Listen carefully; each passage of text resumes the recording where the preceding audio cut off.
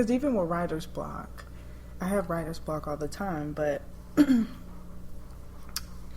there's certain things that get me going, music, and certain artists, certain genres, reading other people. Like, there's certain things that get the juices flowing. Yeah, it used to be music, but the music now, I mean, there's no way it could be inspired by anything that's released. Nothing on the radio at all. I mean, I get inspired a lot by Lana Del Rey. She's, the only things they put out of her on the radio is, they might remix something she's made, turn it into like a techno song and put it on. But a lot of the stuff that inspires me to feel something, it is stuff like that. Stuff you got to dig in the archives of YouTube to find, hear about, Yeah. I mean, the music that's available now is just... It's not going to do it. It's not going to do it. It's very uninspiring. Very, I mean, based. There's not one song on the radio that's going to get my creative juices going at all, But there are some things out there that people don't know about, that people don't talk about because it's so underground. Right. Now, where do you see yourself going now? You're doing a lot of writing and a lot of, content creation, but so where do you see that going?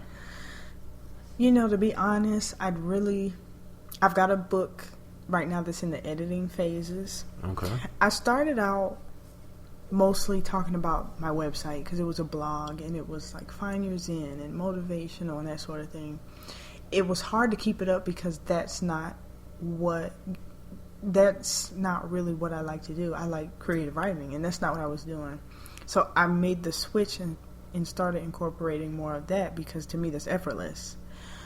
And then I decided it's not really about the website, it's about me as a writer. I want people to say, hey, Shatara wrote this, as opposed to this is her website. Because if you know the writer, then you'll say, I'm going to find her website because I want to read what else she wrote.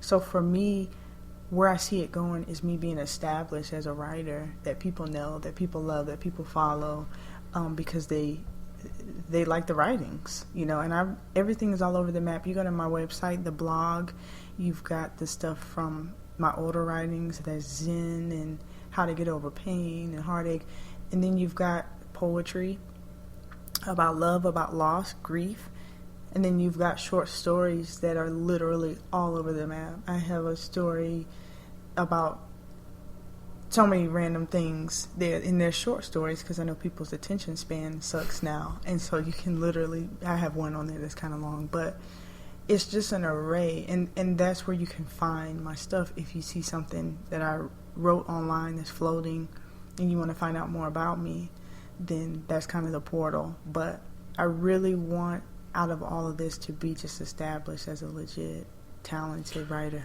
You want to be taken serious in that regard. Yeah. And I think that's what we all want. Yeah. Is to be taken serious in a very specific field. Yeah. I want people to just love it. I mean, of course that translates to being taken serious, but I want people to read things I write and it does something to them and they want to send it to somebody or it inspires them to write something.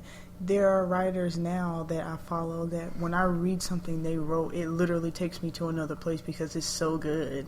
And it can be something small like 3 sentences and it's so good that I'm like, wow. Where do you read that stuff? I find it all over the place. You can find a lot of writers on Instagram, Goodreads.com, Tumblr, because you'll see little snippets of things they write just kind of floating online. And when I read something really good, what I'll do is I'll Google that person and all this random stuff they've ever written pops up, and then I find them, on social media because I want to see what else they're saying. And that's what I want people to do with me. Yeah, the thing of it is, though, with social media, I think that, I don't know, it's so hard when I see people and they're on social media and they have, those positive memes or. It's annoying to some degree. It can be, especially when like I see a picture of T.I. and he's like, And the quotes are in front of his face. And the quotes are in his face, and he's like, better to live and to love. Yeah. Some shit like that. Like, what the fuck is going on? But it's funny because it's almost like quote writing is the thing. It's a thing. It's a thing. And I've given that a go. I want people to just dig a little deeper, though. Because people post things that hit home right then and there. You read something, a little quote, it's what you're going through right now or whatever, so you repost it. I want people to go a little deeper. Like, anybody could say that. Like, my cousin said that Tuesday. What's next? I want people to go deeper. I think, especially on the internet, the internet is very shallow.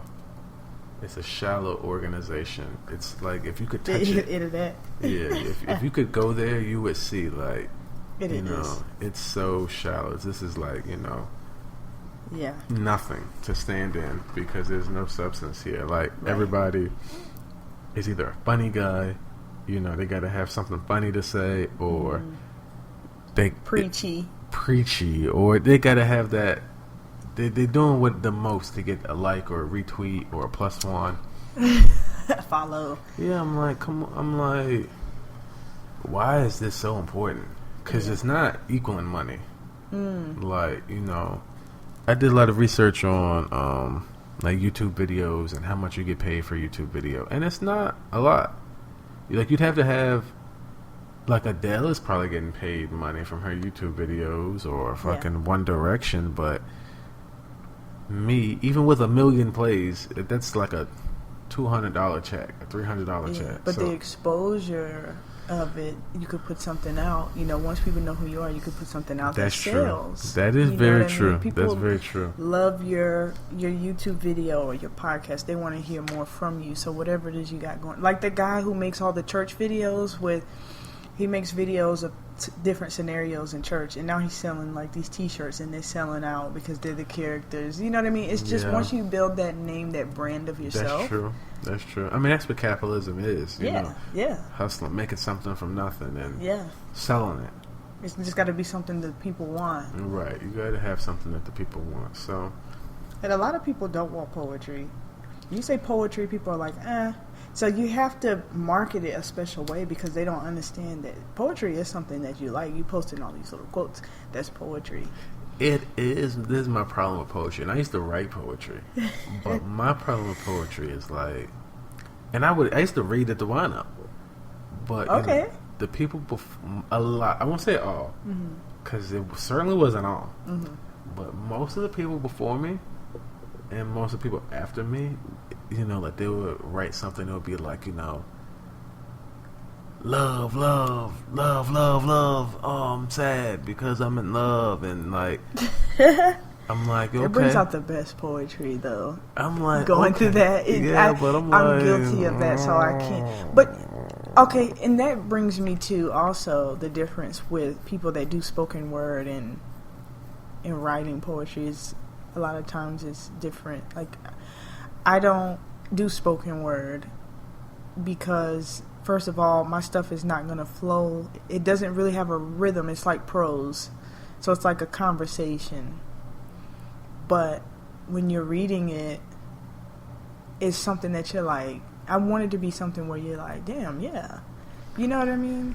I think that you'd have to be very talented, and well, not very, but I just think that you got to have, some talent in that regard. Even though people like to say, "Oh, well, just write how you're feeling, and you can be a poet." No, not at all. But it's an oversaturated market as well, with a lot of people claiming to be writers and poets and all of this stuff, and they're writing stuff that third graders can write. I'm not trying to throw shade, but there's some talent that's required. There is, and I mean, there's nothing wrong if you're writing things that third grade can write. If you understand that you're writing things that a third grader can write.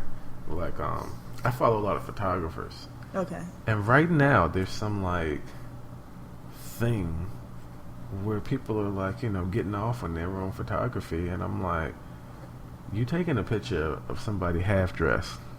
Like, where's this supposed skill? Like, I think it's a compromise because they're doing what's popular. Right. I've seen photographers literally go from taking great pictures of like landscape to all pictures of women because it's like, hey, if I do pictures of women, people want to see it, and then these women will hit me up to take pictures, and it takes away from the integrity of it. Yeah, and I'm not knocking that, but don't sit here and be like you doing something like, I mean, you throwing the 5-minute filter on there with the glow light. You know what I'm saying? I've seen plenty of YouTube videos. I know that takes like a minute. It's easy to be a photographer. Now, I could claim to be one because sometimes when I throw that filter on it, it looks sick.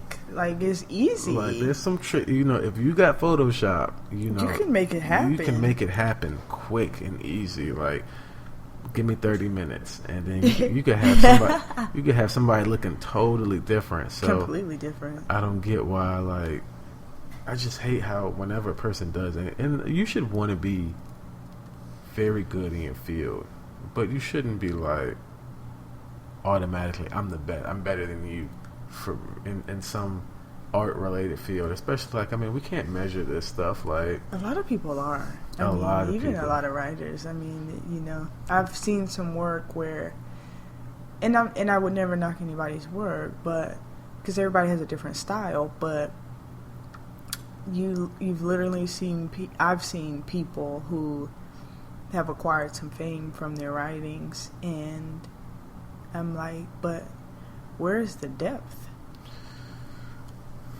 I feel like that's required in writing. Just like with art and photography, there's some depth required. Depth required. That's subjective. Because a lot of times, like a lot of the books I read, I'm not looking for depth. I'm looking, like, it's hard for me to read. It's really hard for me to read a book because, like, once I start reading, if I'm not, like, captured. Immediately. Yeah, immediately.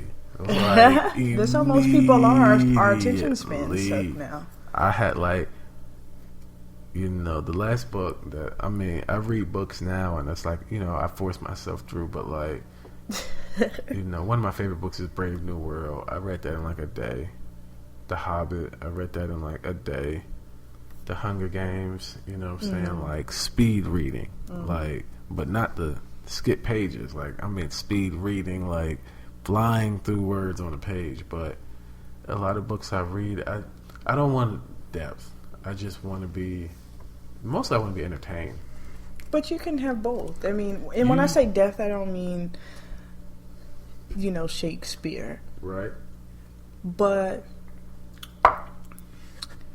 I want to sometimes get something from it, if that makes sense. And it can still be something that's very light. I mean, I just finished a book that wasn't really deep. It was action-packed. It was sexy. It was all these things. It wouldn't be literature, you know what I mean? But it's just, I took something from it. Okay. From one of the characters in the book. So you're supposed to. That's when you're reading the book. Yeah. When you and one of the characters got a special thing right going, you are reading a book. Yeah. Like, definitely. And that's the point. That's the art of it, to make somebody feel like they're connecting with somebody in your book or with the writer. That's what's supposed to happen. So I guess I should say that, because that's more so what I mean. So what y'all think of the podcast? You got a nice voice and you light skin. Oh my God!